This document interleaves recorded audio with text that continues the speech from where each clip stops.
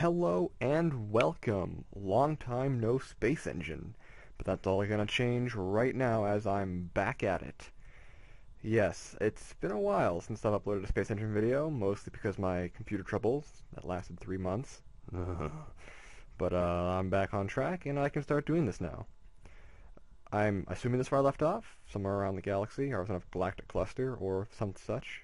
This is the Milky Way, as or so says that. So let's zoom right into the. Oh, okay. Eh. Actually, let's see here. No, how do I do everything? Jeez, it's been a while. Oh. Whoa. What have I done? I don't know what I've done, but I like it. Can I stop that? One of these buttons. Maybe it's close? Ah, okay. Alright, let's head back to Earth. Actually, no, let's not go to Earth. What I want to talk about today is Saturn in the Sol system. You know, a planet, you may have heard about it at some point, you know. It's kind of a pretty planet. Just past Jupiter in the Sol system. Yeah, anyways. Oh, let's move my mic away so I don't do that anymore. Actually, before I start, I want to talk about something. I am doing a KSB live stream this Saturday, April 5th. I'm going to be basically just spending an hour or two, maybe 2 hours, playing with the new update for KSB. I'm going to try to capture an asteroid and land it back on Kerbin. So yeah, that'll be fun if you all want to be a part of that. I would love for that. Hope to see you guys there. It's currently, you can go to my channel, and it's actually there we go. If you go to my channel, it's underneath my recent updates in upcoming events. So it's there, it's posted, it's counting down until Saturday at 8 p.m. Mountain Time. So yeah, it'll probably tell you what time it is, like for your area. So just go there. I'm doing it on YouTube this time, and I'm not doing it on Twitch because Twitch was easy to use. However, I want to do YouTube because then it means more of you people can watch my streams. Because I know not everyone has a Twitch account, and it's kind of a pain in the ass to make an account for something just to watch a stream. So yeah, from now on, my live streams will be done here on YouTube for all you guys to see if you want. You can watch it live when it's happening and post comments because I want to hear your feedback. I'll be talking to you guys, or you can watch it later because once it's done, it'll still be saved as a video on my channel, so you can always watch it after the point. But then you can't talk to me live. So yeah, hope to see you guys there. It's gonna be a lot of fun. I've played with the new update a little bit. Haven't really done a whole lot with the asteroid stuff, so it'll be fairly new. It's like I know how to use the grapple hooks, I know how to track the asteroids, and I know how to intercept the asteroids. I did some of that just out of curiosity, but I didn't actually do anything really interesting. So yeah, this live stream, it'll just be me playing with this, making rockets. It'll be oodles of fun. Hope to see you there. Anyways, where I am is at Enceladus, which is a icy moon of Saturn. Some of you may know. It's a very interesting moon. The Cassini orbiter has been orbiting Saturn for a number of years now, and it's been taking a close look at Cassini in recent times, or at Enceladus in recent times for a number of reasons. Most notably because it has water geysers, usually in the South Pole. They're not rendered here, but they are there. So yeah, there's like water jets coming out of the ice, and they're like, that could possibly mean either some form of ocean or just like reservoirs of liquid water. They didn't really know, but recently, in fact, I think today or yesterday, NASA announced that Cassini had detected evidence for a liquid ocean under its icy surface, like a liquid water ocean. Probably has a fair bit of like ammonia in it, but life could still live there if it adapted to that. But also, there's also a lot of carbon compounds in the water, so that's great news for life. So Enceladus has actually been knocked up to really high status of potential for life in our solar system. I think they've even knocked it above Europa and Titan for possibilities of life, which I don't know why, because Europa also has water ice, but still, so that's exciting.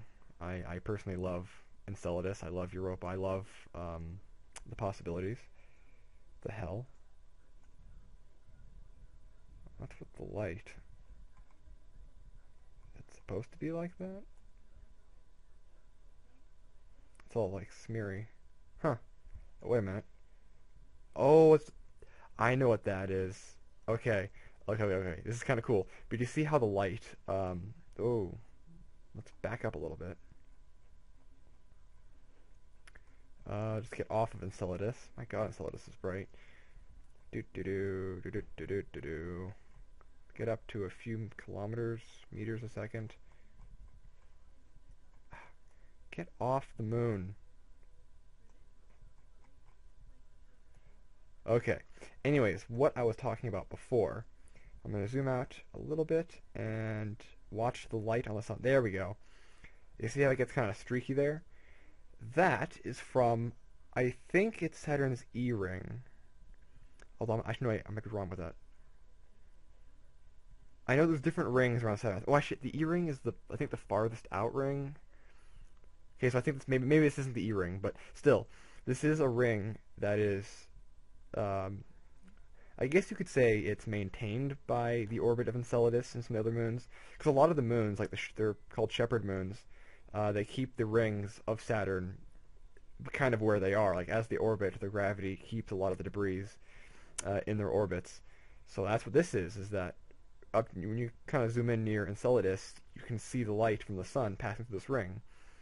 Which actually is something that they used to do with, well, they still do with a lot of planets. And notably with Uranus, they wanted to find out what the rings were made of, kind of thing. So they fixed on a star far behind, like when the Voyager probe was flying by it, far behind the planet, and then they were able to actually watch the light of the star dim and then get brighter as it went through the rings, and from that they were able to tell quite a bit about it. But you can kind of see a hazy dust around Saturn, like kind of, yeah. Actually, no, I think that might actually be the E-ring, where Enceladus, like, there's kind of that dusty haze. Well, actually, there we go. That shows it perfectly. Yeah, actually, you know what? Yeah, I think that is the E-ring. But yeah, that dusty haze, that's part of the ring. You can't really see that from Earth with the telescope, unless it's a really freaking good one. You know what you're looking for. But it can be seen from behind the planet, like this. And it's actually quite detailed. I love this program. Actually, you know what? Let's go to Sol. Sol, what do you got going on for me? Let's go to Jupiter, because I want to prove another point with Jupiter. Cold gas giant. I'll have you know that Jupiter actually produces more heat than it gathers from the sun. But whatever. I guess it's fairly far out there. I guess you could call it cold, but it's not being boiled by the sun anyways. I will head out to other planets, don't you worry. Alright, yeah, they do have the rings. Okay. The rings around Jupiter are very thin, so you can't see them from Earth, really. You don't. The only time, like when they were first discovered, was when the Voyager probe swung by Jupiter. And to see if I can replicate kind of what it looks like. And I got a picture that, well, it kind of looked like that. Or it was like when Jupiter was just swinging by the sun, it managed to get, yeah, kind of like that. Where I got a picture of Jupiter and they saw rings around it, and they were like, holy crap, Jupiter has rings. But they're a lot fainter than Saturn, so you can't really see them with a telescope if you go out and look at them, but they are in fact there. What's that? Which moon is that? That is a dwarf moon. Amalthea! I love Amalthea. It's probably going to be like Europa. That's Io. It's Callisto. Europa. Let's go to Europa. Talking about it anyways. I love Europa. Ooh, also, if any of you have been watching the new Cosmos series, good on you. It's fantastic. It's not a... It's kind of a remake. It's more of a continuation of the original Carl Sagan Cosmos. They reference it a lot. They talk about Carl Sagan a lot, and I must say the choice was amazing. Neil deGrasse Tyson really does the part perfectly. Like he does it great, and it really is a good show. Like I've been watching it every Monday when it comes out, and it's fantastic. Like I'm a huge fan of the original Carl Sagan Cosmos, and even with my fandomness, I love the new Cosmos. It's great. So if you guys want to watch that, I suggest. Like if you love space science, evolution, history, like all of that, then I really suggest watching Cosmos. It's a great show. It's fantabulous. Let's get away from here. You know what? Screw our solar system. Let's go somewhere else. So long, Sol. What's that? It has 7 planets. Let's go.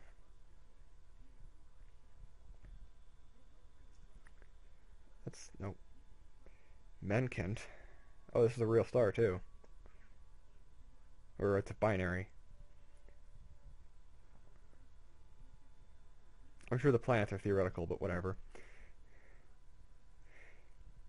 Let's see what kind of planets we got going on in this system. We have a frozen ice world, a cold ice giant with 5 moons, a cold desert with 7 moons, Jesus, and the yellow dwarf star. Well, let's go to that one then. Let's see what it has around it. It has a hot ice giant, hot Selena, with a moon. Interesting. Another one. Oh, there's 2 of those. The yellow dwarf. Huh. Well, actually, you know what? That's kind of boring. Let's go find some more exciting. 7 planets, 8 planets, 1 planet. Ah, hell, why not? Let's go see what kind of planet we got going on here. The lone planet. It's actually very similar to a series I'm working on. That's even a yellow dwarf, a G3. Huh, this is curious. I'm working on a series, like a manga series, some of you may know. And, well, the premise is fairly complicated. I'll get to that later. But the long and short of it is, it starts out with, there's a planet orbiting, it's like it's the lone planet orbiting a yellow dwarf, or a yellow dwarf G2, kind of sort of like ours is. That really, by all intents and purposes, should not be there. It was just like stumbled upon by a cargo freighter kind of thing, and people were kind of confused by it just because no one really noticed it until then. That's as far as I've really gotten. I have a lot more development in it, but I don't want to like give anything away because, well, I'm still just working on the first few chapters. No guarantees that I'll actually go anywhere. I'm just like making stuff for the sake of it because it's good practice. Fortunately, the planet that I envisioned for my series is a terrestrial planet. Well, it's habitable to the point where it has an oxygen-nitrogen atmosphere and close gravity to Earth, but it's a barren desert with like very little in the ways of life. Actually, it's based on a story that I wrote back in high school that I found out shortly after that the story was very similar to Dead Space, so I had to, change it because I don't like the idea of copying other people. But then I kind of took that and I mashed together some other stuff and changed some things, and I decided to make it into a series. Because I'm a terrible writer, or like when it comes to novels and stuff, but I'm pretty good at narrative in comics. So I figured just, instead of trying to do something I'm bad at, I might as well just do what I know how to do and good at. Anyways, let's continue on with our exploits in the galaxy. 10 planets. A few years ago, a lot of people would have said these estimates would be a little, we would say, liberal. But nowadays, it's like a lot of stars, like most stars, have actually quite a few planets around them. So having more than 10 planets is not that strange when it comes to a star system. 12. Oh, this one that had the single lone planet. That's kind of cool. It didn't even have any moons, or did it? I didn't really check the moons. Well, let's go back then, I guess. Does it have any moons? No. That's curious. It's a lone planet with no moons. That's strange. What is this? 5 planets. Let's go for one with life. 7, 8, 4, 7, 7, 11. Not a bad idea. I was already there. 7, 8, 5, 9. Ah, screw it. Let's go this way. Let's do some manual driving at hyperspeed. Whoa, whoa. Traveling much faster. I'm breaking the laws of physics. I'm sorry, Einstein. I didn't mean to. That'd be great. Like if you ever did anything like what if like the laws of physics could be broken? But like if you broke the laws of physics, Newton would come by and like beat your ass. Or if you broke the laws of relativity, Einstein would just walk into your house and like slap you. If that was the case, I'd probably try to break the laws of relativity as much as I could just so I could talk to him because, well, actually, no, I don't speak German, but I would learn to speak German, and then I would get Einstein here to talk to him, and then I'd be like, hey, life, planets. And then I'd be like, so, how'd you come back to life? That'd be my first question. Secondly, I'd ask him, how did he know that I was breaking the laws of, relativity, and then we talk about other things, but still, that'd be great. I'm just rambling. I don't care. I really don't. Ooh, it's a triple star system with a planet with life. That I just zipped right past a lot faster than I oughta. AU's a second. There we go. Alright, let's see what's going on here. I'm thinking that it might be a moon with life. Oh, wait. This star is the one that has the moon with life.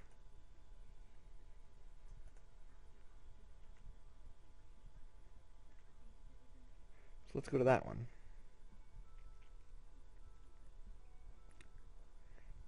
Well, wait, the planet's orbiting the barycenter? Wait a minute. No, screw off. I want to go to this planet. I forgot how to do things. Well, let's do this then. None of these have life. Do the moons have life? 12, 4, 3, 4, 5, 1, 1, none, none.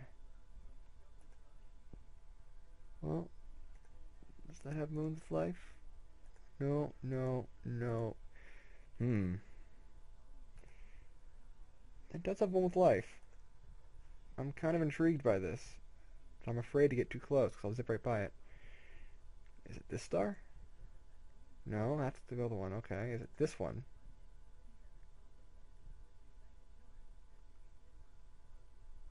I'm confused.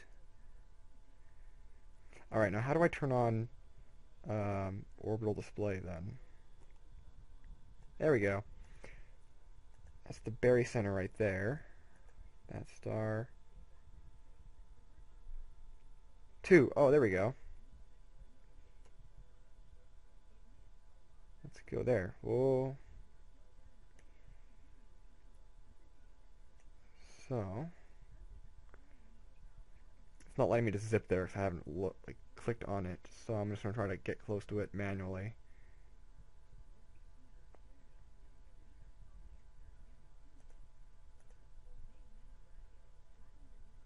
It says barycenter. 8.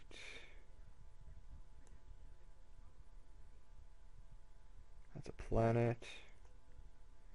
That is also a planet. Come on, where's our planet with life? Unless it was this one I wasn't reading. Nope, that's a gas giant.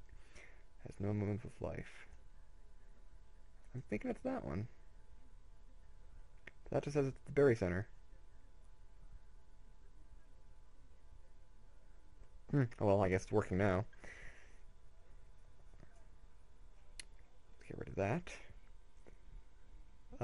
It is a... Oh my.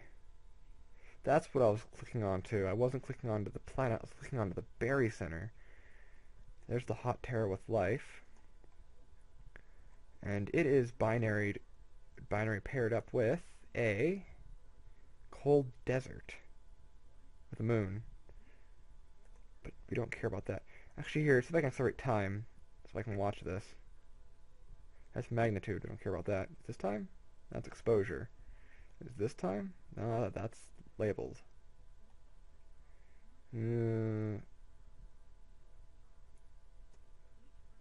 That's velocity. That says time scale when I click that.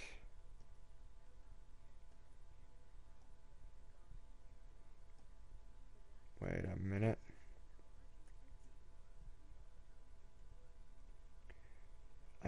There we go.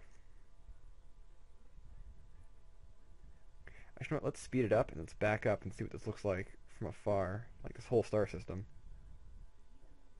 So we have the orbiting planets there. We have planets orbiting stars, and we have stars orbiting each other.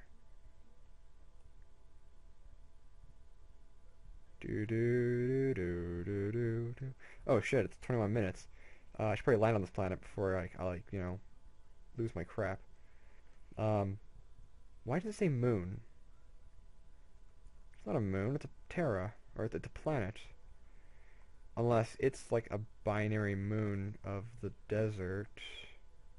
No. Okay, what is this that is causing issues? It's a star.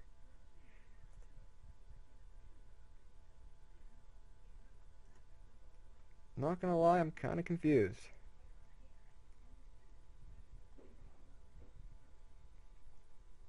But barycenter, I guess the barycenter is the object, and these two planets are moons around the barycenter. I suppose that makes sense. No, the barycenter is supposed to be a theoretical point. It's not actually an object. Oh. I'm wasting time. I need to get close to this planet so I can actually land on it. Alright, Control G? Is that how you land? Let's slow down the timescale first. Am I landing on it? I'm confused. I'm lost. Oh, yeah, we're getting close to it. Here, I'll turn off the trails. Oh, orbits for O, I think.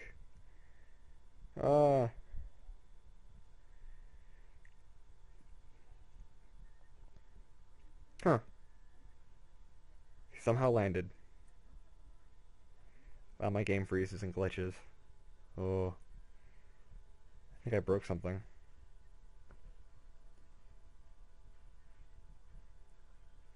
Come on, turn off the orbital paths.